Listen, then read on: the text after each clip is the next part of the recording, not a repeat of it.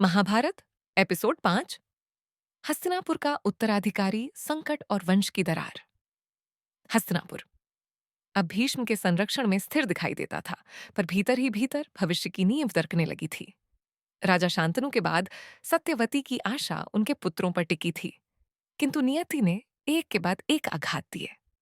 पहले चित्रांगद युद्ध में वीरगति को प्राप्त हुए, फिर विचित्र वीर्य युवावस्था में ही संतानहीन होकर चल बसे। राजवंश का दीप बुझने की कगार पर था। रानी सत्यवती ने तब एक ऐसा निर्णय लिया जो उस युग की मर्यादा के भीतर था, पर परिणामों से भरा हुआ।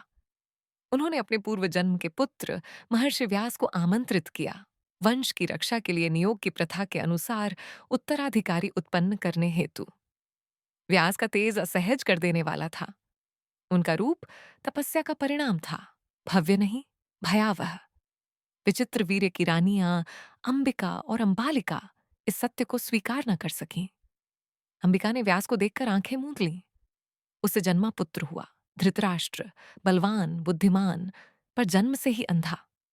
अंबालिका भय से पीली पड़ गई। उससे जन्मा पुत्र हुआ पांडु, सुंदर पर भीतर से दुर्बल। एक दासी से जन्मा तीसरा पुत्र विदुर था, धर्म, बुद्धि और नीति का साकार रूप, पर दासी पुत्र होने के कारण सिंहासन से वंचित। यहीं से हस्तिनापुर का सबसे बड़ा द्वंद्व जन्म लेता है। धृतराष्ट्र ज्येष्ठ थे पर अंधे, पांडु कनिष्ठ थे पर सक्षम। भीष्म और विदुर के परामर्श से पांडु को राजा बनाया गया। धृतराष्ट्र को राज सिंहासन से दूर रहना पड़ा, पर उसका मन वहीं अटका रह गया। पांडु ने कुंती और माद्री से विवाह किया और राजकाज संभाला। वह वीर था, लोकप्रिय था, पर नियति फिर सक्रिय हुई। एक दिन शिकार के दौरान पांडु ने अज्ञानवश एक तपस्वी को बाण मार दिया, जो वास्तव में आर्षि किंदम थे। मृत्यु से पूर्व आर्षि ने पांडु को शाप दिया, जिस क्षण तुम कामना से अपनी पत्नी के निकट जाओगे, उसी क्षण मृत्यु तुम्हें ग्रस लेगी। राजा का जीवन एक क्षण में बदल गया। सिंहासन, सुख, उत्तराधिकारी सब छिन गया।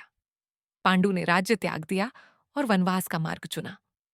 हस्तिनापुर की बागडोर फिर धृतराष्ट्र के हाथों में आ गई, पर बिना मुकुट के। यहीं से दो धाराएं स्पष्ट होती हैं। एक ओर वन में तप, संयम और धर्म की तैयारी, दूसरी ओर महल में सत्ता, ईर्ष्या और अपूर्णता का उबाल।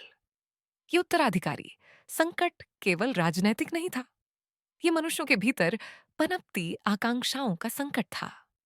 और इसी संकट की गोद में आगे जन्म लेने वाले थे पांडव और कौरव, जिनका संघर्ष केवल सिंहासन के लिए नहीं, बल्कि धर्म की परिभाषा के लिए होने वाला था, जैसा कि हमें महाभारत आगे दिखाती है।